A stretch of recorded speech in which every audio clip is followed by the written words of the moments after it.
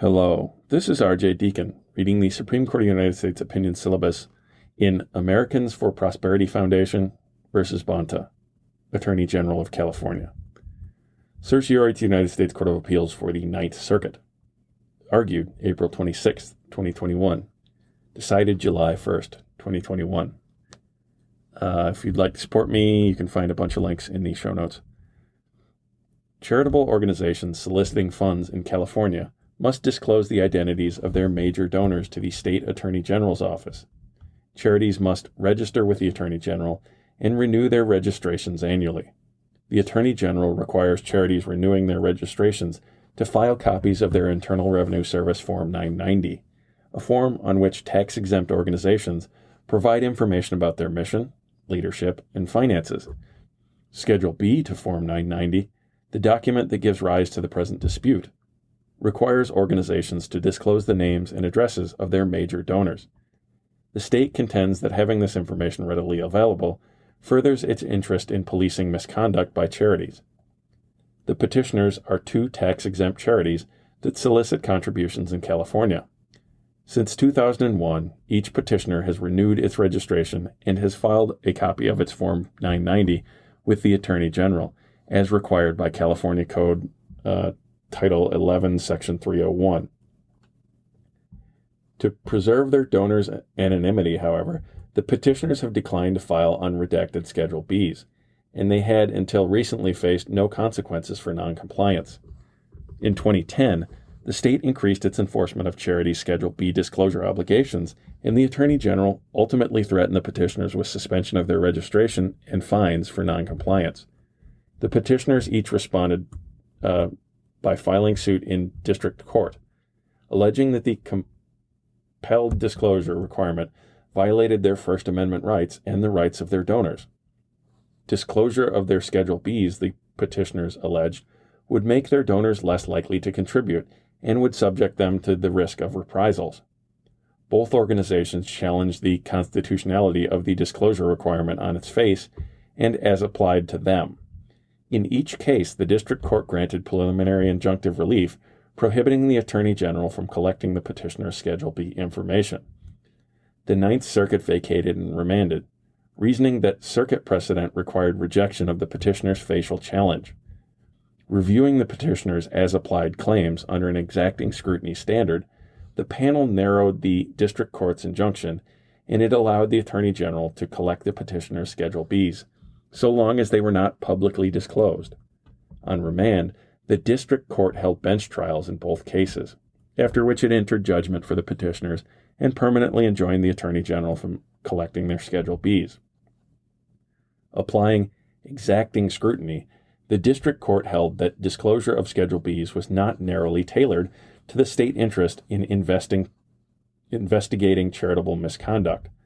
The court found little evidence that the Attorney General's investigators relied on Schedule Bs to detect charitable fraud, and it determined that the disclosure regime burdened the associational rights of donors. The district court also found that California was unable to ensure the confidentiality of donors' information. The Ninth Circuit again vacated the district court's injunctions, and this time reversed the judgment and remanded for entry of judgment in favor of the Attorney General. The Ninth Circuit held that the district court had erred by imposing a narrow tailoring requirement, and it reasoned that the disclosure regime satisfied exacting scrutiny because the upfront collection of charities' Schedule Bs promoted investigative efficiency and effectiveness. The panel also found that the disclosure of Schedule Bs would not meaningfully burden donors' associational rights. The Ninth Circuit denied rehearing en banc over a dissent. Supreme Court held, judgment is reversed, and the cases are remanded. The Chief Justice delivered the opinion of the court with respect to all but Part 2B1, concluding that California's disclosure requirement is facially invalid because it burdens donors' First Amendment rights and is not narrowly tailored to an important governmental interest. The court reviews the petitioner's First Amendment challenge to California's compelled disclosure requirement with the understanding that compelled disclosure of affiliation with groups engaged in advocacy may constitute as effective a restraint on freedom of association as other forms of governmental action. NAACP versus Alabama ex rel. Patterson and NAACP versus Alabama did not phrase in precise terms the standard of review that applies to First Amendment challenges to compelled disclosure. In Buckley versus Vallejo, it's a per curiam, the court articulated an exacting scrutiny standard, which requires a substantial relation between the disclosure requirement and a sufficiently important governmental interest. Doe versus Reed, the parties dispute, that's quoting Doe versus Reed, the parties dispute whether exacting scrutiny applies in these cases, and if so, whether that test imposes a least restrictive means requirement similar to the one imposed by strict scrutiny.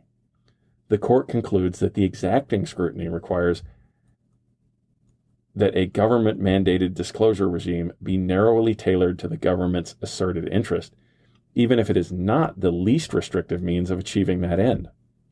The need for narrow tailoring was set forth early in the court's compelled disclosure cases. In Sheldon versus Tucker, the court considered an Arkansas statute that required teachers to disclose every organization to which they belonged or contributed. The court acknowledged the importance of the right of a state to investigate the competence and fitness of those whom it hires to teach in its schools, and it distinguished prior decisions that had found no substantively relevant correlation between the government interest asserted in the state's effort to compel disclosure. But the court invalidated the Arkansas statute because even a legitimate and substantial governmental interest cannot be pursued by means that broadly stifle fundamental personal liberties when the end can be more narrowly achieved. Shelton stands for the proposition that a substantial relation to an important interest is not enough to save a disclosure regime that is insufficiently tailored. Where exacting scrutiny applies, the challenge requirement must be narrowly tailored to the interest it promotes. California's blanket demand that all charities disclose Schedule Bs to the Attorney General is facially unconstitutional. The Ninth Circuit did not impose a narrow tailoring requirement to the relationship between the Attorney General's demand for Schedule Bs and the identified governmental interest.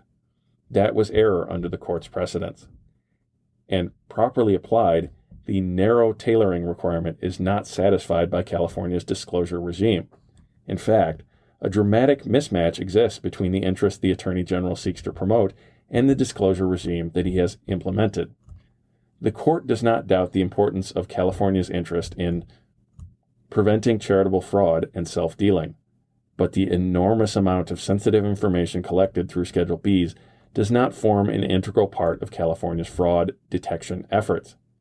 California does not rely on Schedule Bs to initiate investigations, and evidence at trial did not support that the state's concern that alternative means of obtaining Schedule B information, such as a subpoena or audit letter, are inefficient and ineffective compared to upfront collection. In reality, California's interest is less in investigating fraud and more in ease of administration. But the prime objective of the First Amendment is not efficiency.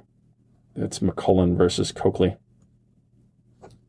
Mere administrative convenience does not remotely reflect the seriousness of the actual burden that the demand for Schedule Bs imposes on donors' association rights. That's Reed. In the First Amendment context, the court has recognized a type of facial challenge whereby a law may be invalidated as overbroad if a substantial number of its applications are unconstitutional, judged in relation to the statute's plainly legitimate sweep. That's United States versus Stevens. The Attorney General's disclosure requirement is plainly overbroad under that standard. The regulation lacks any tailoring to the state's investigative goals, and the state's interest in administrative convenience is weak. As a result, every demand that might deter association creates an unnecessary risk of chilling, in violation of the First Amendment. It's Secretary of State of Maryland versus Joseph H. Munson. It does not make a difference in these cases if there is no disclosure to the public. See Shelton. If some donors do not mind having their identities revealed, or if the relevant donor information is already disclosed to the IRS as a condition of federal tax-exempt status. California's disclosure requirement imposes a widespread burden on donors' associational rights, and this burden cannot be justified on the ground that the regime is narrowly tailored to investigating charitable wrongdoing, or that the state's interest in administrative convenience is sufficiently important. Again, Chief Justice Roberts delivered the opinion of the court, except as to Part 2B1. Justice Kavanaugh and Barrett joined that opinion in full. Justice Alito and Gorsuch joined except as to Part 2B1. And Justice Thomas joined except as to Parts 2B1 and 3B. Justice Thomas filed an opinion concurring in part and concurring in the judgment. Justice Alito filed an opinion concurring in part and concurring in the judgment in which Justice Gorsuch joined. Justice Sotomayor filed a dissenting opinion, in which Justices Breyer and Kagan joined. Thank you for listening. If you'd like to get a hold of me, I can be reached at roadsscholar80@gmail.com. That's ROADS, like the truck driving roads, and the number 80. If you'd like to support me or the podcast, you can find a bunch of links in the PayPal, or in the show notes, which will include PayPal, Venmo, and Cash App.